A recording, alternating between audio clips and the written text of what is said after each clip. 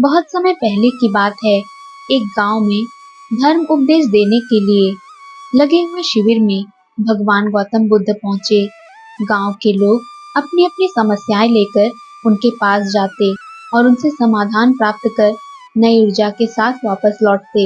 गांव के बाहर एक गरीब राह में बैठा बुद्ध के पास से आते जाते लोगों को निहारता रहता।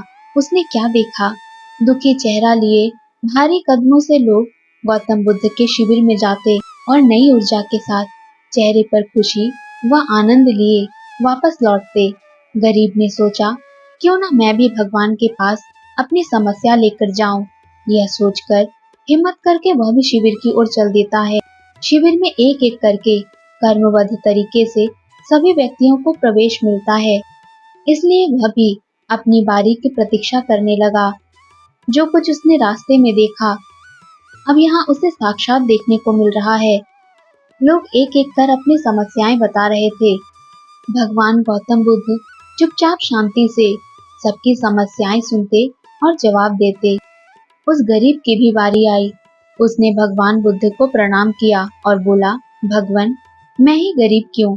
भगवान गौतम बुद्ध मुस्कुराए और बोले, तुमने कभी किसी को कुछ दिया ही नहीं, इसलिए गरीब हो।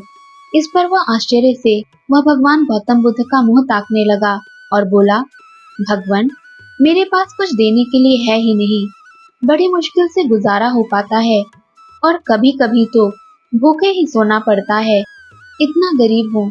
भगवान गौतम बुद्ध शांत भाव से बोले, तुम्हारे पास एक चेहरा है, तुम किसी को भी मुस्कुराहट दे सकते हो। तुम्हारे पास मुंह है, किसी को भी प्रशंसा भरे कुछ शब्द दे सकते हो। जो हाथ तुम्हारे पास है, किसी की भी मदद कर सकते हो। दरअसल जिसके पास में ये तीन चीजें हैं, वह भला कैसे गरीब हो सकता है? गरीबी का भाव मन में होता है। मन से यह भ्रम निकाल दो, लोगों को देते जाओ, गरीबी अपने आप दूर हो जाएगी। यह बातें सुनकर उस गरीब का चेहरा दमक उठा। उसे अपने प्रश्नों का उत्तर मिल गया। अब उसके मन से गरीबी का भाव दूर हो गया।